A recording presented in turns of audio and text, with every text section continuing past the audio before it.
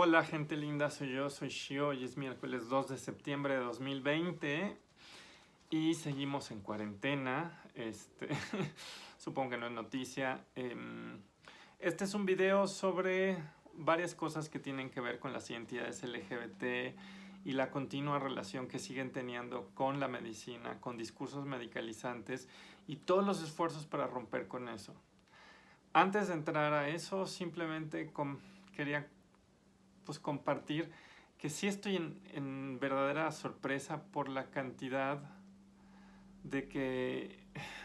la cantidad de crímenes de odio. Es que es espantoso, ¿no? Ponía Iván Tagle que hay una combinación de factores terrible donde tenemos unas ONGs en crisis que han tenido que o despedir gente o restringir sus áreas de acción, muchos activistas muy precarizados en este momento, un montón de violencias, un discurso de ataque sobre los activismos de derechos humanos. Y sí, me parece una situación de pesadilla. Y bueno, en estos días han pasado cosas verdaderamente horribles, ¿no? Creo que ¿qué serán?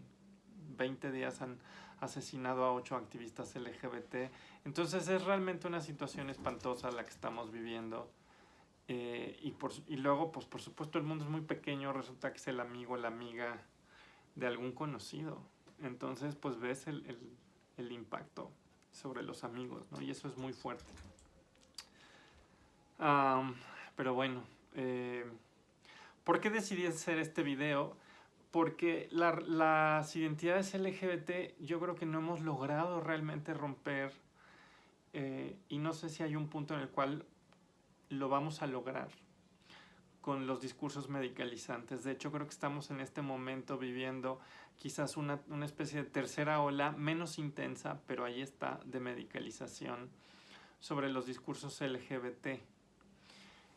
La primera ola, por supuesto, fue la creación misma ni siquiera eran identidades en ese momento. O sea, primero estábamos hablando simplemente de términos médicos que nacieron en el corazón de la sexología, en el corazón de la psiquiatría, para nombrar conductas que fueron definiendo un cierto tipo de ser humano.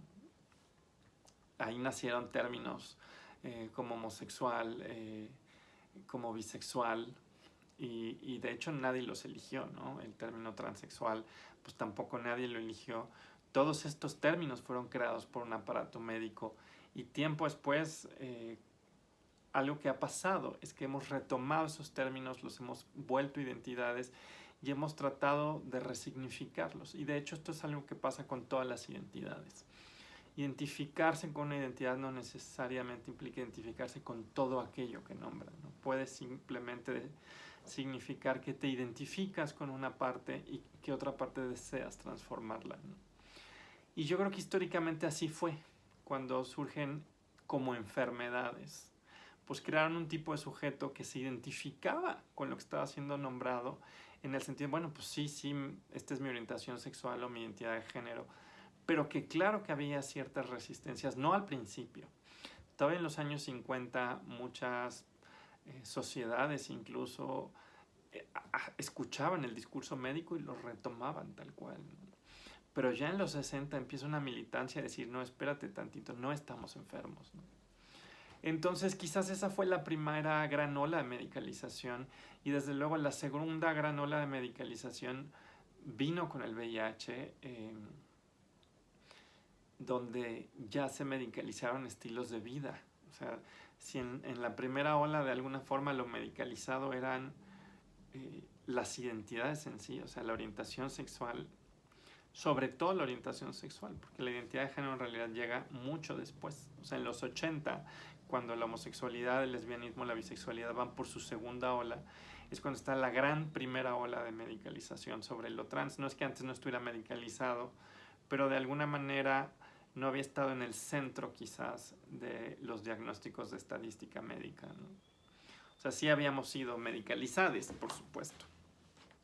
Y en los 80 el SIDA implicó otra vez una medicalización, ¿no? Así, de los estilos de vida, ¿no? Y por supuesto, ahora estamos viviendo un intento de nuevo por parte de discursos de derecha de volver a colocarnos en una de esas dos viejas narrativas. Si ustedes ponen atención a los discursos de derecha, quieren justamente evocar esas dos narrativas. La de ustedes son enfermos y hay que curarlos, que es la primera gran ola de medicalización, o la segunda gran ola, sus estilos de vida son ellos mismos patológicos, que era lo que decían en los 80 de ustedes se enferman porque son personas promiscuas y sin moral, ¿no?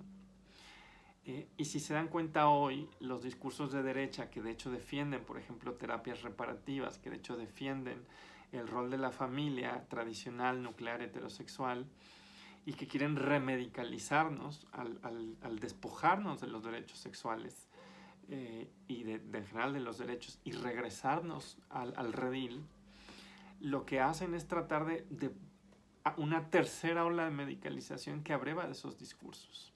De la idea de o están enfermos o sus estilos de vida son patológicos o ambos.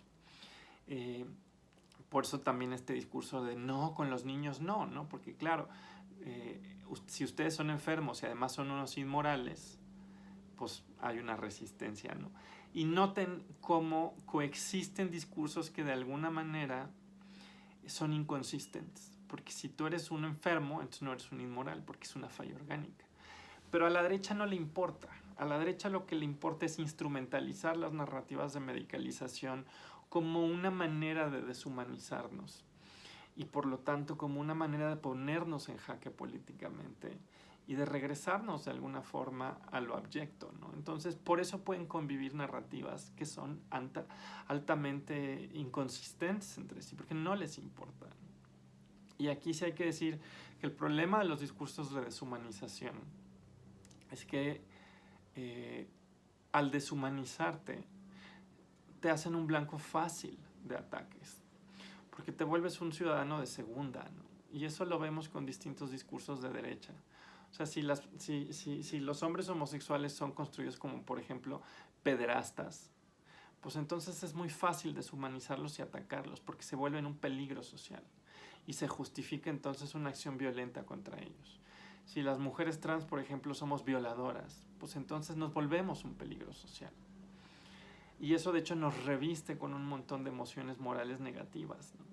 Por eso todo discurso que vehicula emociones negativas hacia un colectivo vulnerable o marginal es peligroso, porque lo deshumaniza y porque lo vuelve un blanco fácil. Y por ahí una amiga me estaba compartiendo un concepto que yo todavía no sé si me gusta porque no lo he leído bien, pero me impresionó, que es el del terrorismo, ¿cómo era? Aleatorio, algo así. Y lo que básicamente decía es que claro, que cuando hay un discurso que deshumaniza a un ser humano, que lo despoja de su complejidad y lo convierte en un estereotipo revestido de emociones negativas, pues entonces es mucho más fácil que se creen crímenes de odio para esas personas, ¿no? Y yo no pretendo decir que lo que estamos viviendo en México se puede explicar así y ya, ¿no? Porque probablemente es mucho más complejo lo que está pasando en México. Me rebasa lo que nos está pasando. O sea, en este país tenemos tal cantidad de violencias que pues no pretendo explicarlas, ¿no? Pero algo que sin duda nos pone en peligro es este terrorismo aleatorio, así le decían. Que de nuevo no sé si me gusta o no, pero lo que decían es que uno de los efectos que tienen los discursos de odio es que al generar deshumanización sobre las personas, las hacen más fácilmente atacables. Porque estás atacando no a una persona que está representada con dignidad, sino a una persona que es vista como un enfermo, a una persona que es vista como un peligro social, una persona que es vista con odio, con asco. Y la derecha ha sido tremendamente exitosa en movilizar ese tipo de imaginarios. Y tristemente, por ejemplo, hoy, con lo que se llama el transantagonismo, los imaginarios sobre las personas trans también son muy negativos, ¿no? O sea, somos vistas de maneras terriblemente negativas y eso es peligroso, porque entonces nos revisten de emociones como somos asquerosas porque nos vinculan con ser grotescas, con ser casi monstruosas, y eso nos deshumaniza porque nos arroja fuera de lo que se considera humano, porque nos consideran grotescas y monstruosas, antinaturales, o somos peligrosas y violentas, y eso nos deshumaniza y es peligroso, ¿no? Entonces hay que tener cuidado con esas narrativas, y de hecho eso es en general. O sea, si nos descubrimos a nosotras, nosotres, haciendo una narrativa así sobre alguien, también tendremos que tener cuidado, y sobre todo en un país como este. No hablemos de los demás, de las demás, con narrativas deshumanizantes y que conviertan al otro en un depositario de emociones negativas. En un país como este eso es peligrosísimo. Pero bueno, todo esto viene a cuenta porque no solo por los crímenes de odio, que por supuesto me tienen así lo que le siga mal, tengo ganas como de refugiarme abajo de mi almohada y no salir nunca, ¿no? De ver todo esto. Pero también porque hay gente que me dice, oye Shio, pero tú todo lo que nos cuentas no se corresponde siempre con la manera en la que la gente habla de sí misma, ¿no? O sea, yo por ejemplo te puedo hacer aquí un video sobre por qué creo que el innatismo tiene problemas como una explicación. O te puedo hacer un video de cómo piensa algunas variedades de transfeminismo, por ejemplo el tema de las identidades. Y yo te puedo hacer un video sobre eso y de repente hay gente que me dice, oye, pero yo hablo con banda, no solo trans, sino con banda LGBT, y usa narrativas esencializadas, biologicistas, deterministas. Y me dicen, entonces aquí, ¿qué pasa? ¿No? Y yo lo que les recordaría, por supuesto, es que los discursos de análisis y los discursos que usa la gente en su vivirse son distintos. Los discursos de análisis normalmente son discursos que hacemos desde posiciones que no son necesariamente académicas, ¿no? Pero que pretenden de alguna manera tomar una posición explicativa. Y en la academia es un poco lo que tratamos de hacer, pero no solo en la academia.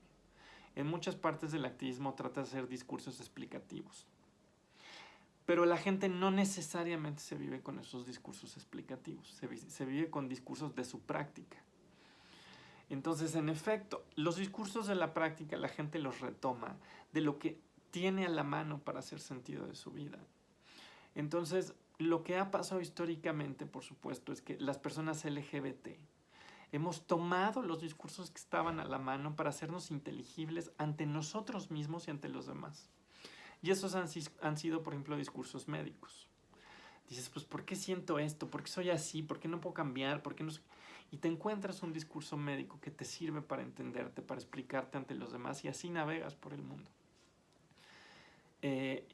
Por supuesto, cuando llegas con un discurso explicativo, evaluativo, de repente dices, oye, pero esto te está dando en la torre, no te conviene, ¿no? O sea, llegar y decir, ay, es que estoy enferma y estoy enfermo y tengo un desorden mental porque Bueno, pues eso le pasó a las identidades LGBT durante mucho tiempo, ¿no? Que retomaron eso como un discurso de su práctica, de su vida, y así se explicaba ante los demás. Y lo que hacen los discursos críticos explicativos es decir, no, a ver, espérate, ¿no? Esto de hecho te hace una injusticia.